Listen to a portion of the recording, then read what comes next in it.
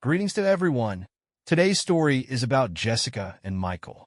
They met quite by chance, and the first spark of feelings ignited as though fate itself decided to test their resolve. But what happened next? How long did their relationship last, and how did it end? We'll find out step by step. Their first encounter took place at a charity event organized by students from 3 local universities. The event's noble goal was to raise funds to build a playground for children with disabilities. A huge assembly hall was transformed into a space for lotteries, charity auctions, workshops, and mini concerts. Jessica volunteered to cover the event for her department's student newspaper. She dashed around the hall with a voice recorder, took photos, met volunteers and organizers, and recorded quotes for her future article. She enjoyed feeling the pulse of the event, watching people buy charity tickets and participate in activities with the joy of giving their money for a good cause. Michael was one of the volunteers handling logistics. He helped arrange tables, distribute items for the auction, and coordinate participant lists. Although he didn't belong to the journalism department, he was attracted to such events by the chance to meet interesting people and learn more about different areas of life. Plus, Michael was eager to support social initiatives in any way possible. Perhaps this was how he reassured himself that he wasn't only earning a future living, but also doing something beneficial for society. This is how they crossed paths. Several times they bumped into each other in the crowd while Jessica was recording her report. Finally, as she looked for a volunteer to interview, she spotted Michael. He was standing near the stage, flipping through some participant lists. Jessica approached him politely and introduced herself. A bit surprised that such a striking girl had addressed him, he quickly pulled himself together and agreed to answer her questions. Her first question concerned the purpose of the event, but she quickly realized that Michael was not just a volunteer. He had a deep understanding of why this initiative mattered and a personal motivation behind it. It turned out his uncle had a child with special needs, and from childhood, Michael had seen the difficulties families like his face. When he spoke, there was genuine care in his voice, and Jessica sensed she had found a truly empathetic interviewee. A few minutes of the interview turned into a half-hour conversation. Around them, people were bustling about. Someone carrying boxes, the host's voice echoing from the stage, yet they were completely absorbed in each other. By the end of the conversation, Jessica took down Michael's contact information to clarify details for her article. She was well aware this wasn't just a professional interest, and Michael felt it, too. Leaving his number, he realized for the first time in a while that he would be anxiously waiting for her to call or text. Thus began their acquaintance. At first, they wrote each other about the event, the funds raised, and the specifics of the local charity work. Jessica sent him a draft of her article so he could fact-check it. Michael thanked her for trusting him and noted that the text was simply excellent. He even gave her a few tips on how to mention the other volunteers and enhance the event's image. After exchanging a few messages about the article, their conversation turned personal. Michael spoke about how he had finished school, why he decided to study economics, and what plans he had for the future. Jessica, in turn, described how she was developing her journalism skills and why she loved being the eyes and voice of the community. She enjoyed interviewing people because it gave her a better understanding of the world and helped those who weren't always able to speak for themselves. A few days later, they agreed to have coffee together. Their first unofficial meeting took place in a small cafe near the university. It was cozy. Wooden tables, old photographs of city streets on the walls, and the rich aroma of freshly ground coffee in the air. Jessica arrived a bit early and managed to grab the best table by the window. When Michael came in, she waved enthusiastically. He smiled, seeing how eagerly she greeted him, as if meeting an old friend. Their conversation flowed easily. They talked about classes, how tough it was to get up for early morning lectures, and what they liked doing in their free time. Michael confessed that he enjoyed biking out of town to clear his head of numbers and formulas.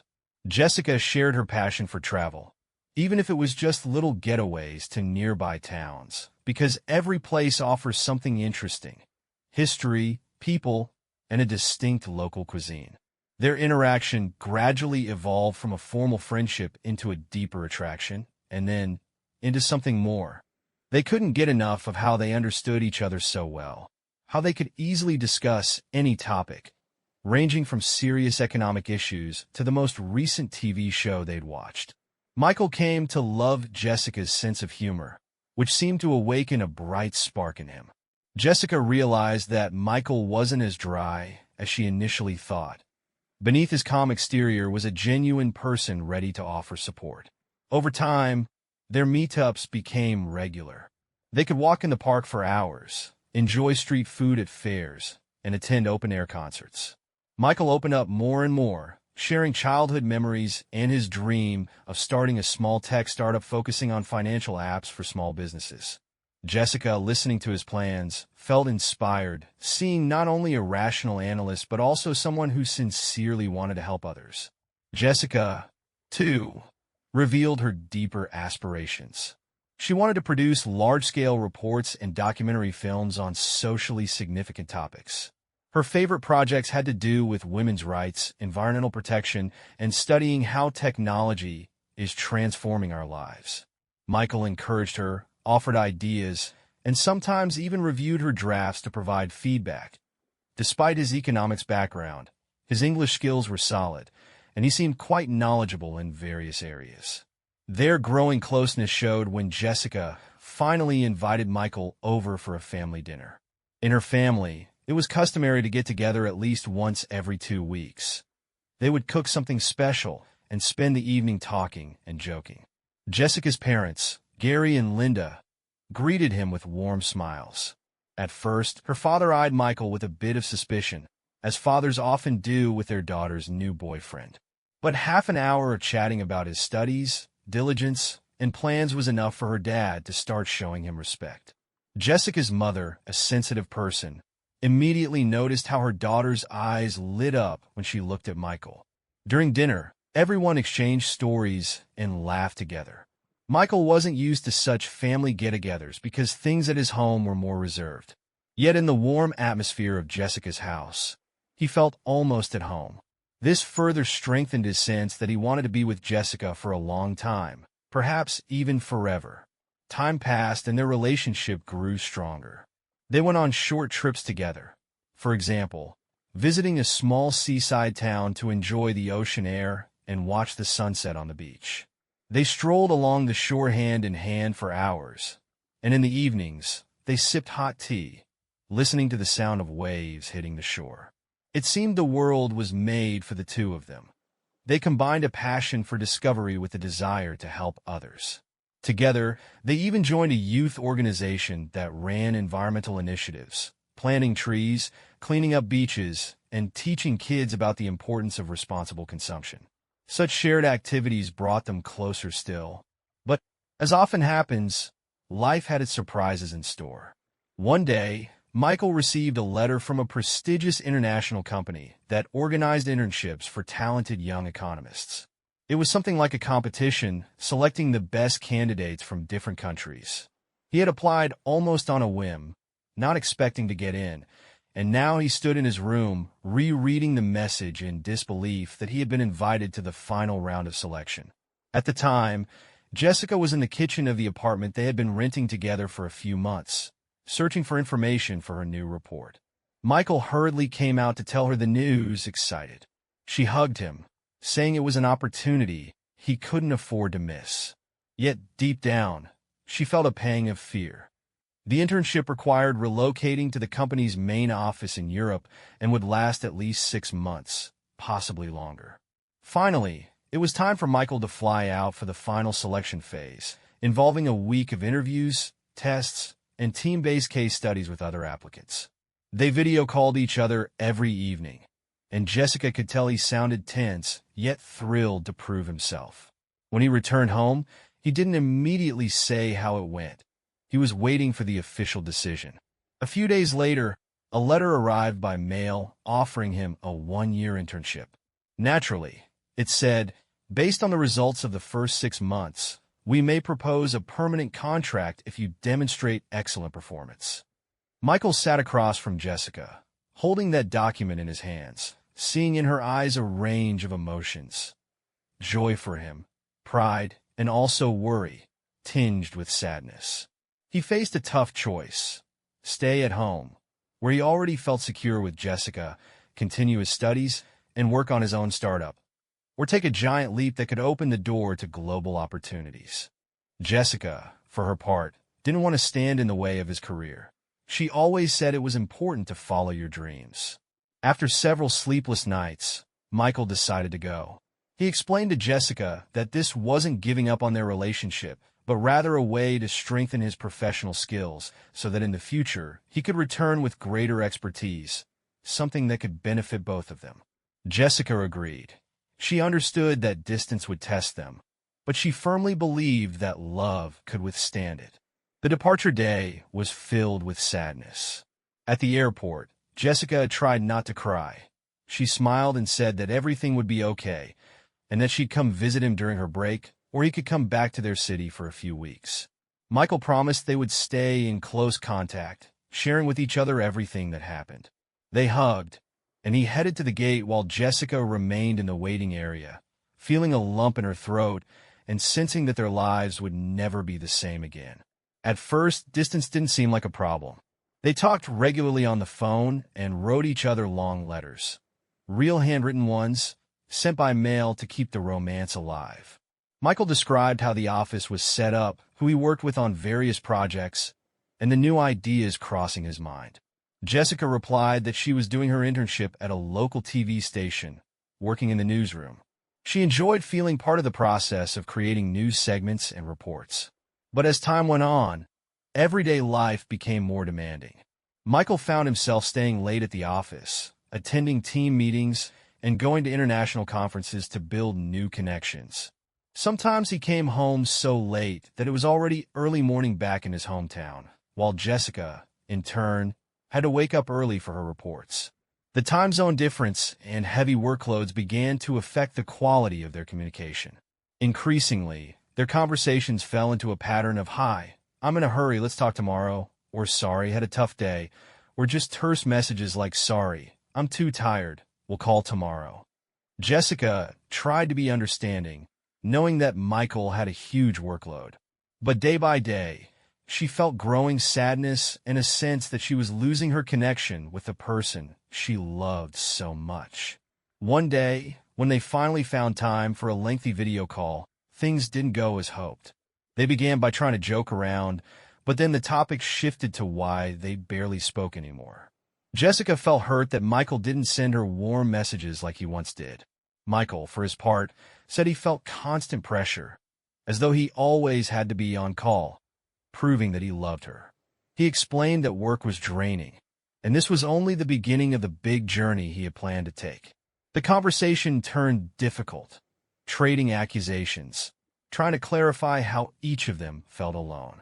When they hung up, both Jessica and Michael were left with a sense of emptiness. For the first time in a long while, a real rift appeared between them, one not easily mended. Months went by. Sometimes they had flashes of their old warmth, exchanging little gifts by mail or sending surprise video greetings on special occasions. But the day-to-day reality of living on separate continents took its toll. Michael started giving serious thought to staying in Europe even longer. His company valued his work highly and hinted that a permanent position could be an option. Jessica, for her part, received an offer to work for a major regional news network. A dream come true, giving her a stable platform and a chance to do serious investigative journalism under the guidance of experienced professionals. She couldn't just dismiss that opportunity, either. When Michael finally came home after 10 months, they reunited with a mix of excitement and unease. Their embrace was warm, but somewhat awkward. Both had changed in the interim. He had grown more confident and, in some ways, a bit tougher in his judgments. She had become more self-assured, having learned to handle many challenges on her own. They spent that evening reminiscing. They looked through old photos from years past, laughed, recalled strolling by the ocean and sitting in their favorite cafe by the university. Yet there was an underlying realization. They were no longer the carefree students they once had been. The world had opened up its possibilities to them, and each now had a path of their own. Eventually, the crucial conversation occurred. They both realized they couldn't continue this way. They needed to admit what they each wanted from life and see if those desires were still compatible.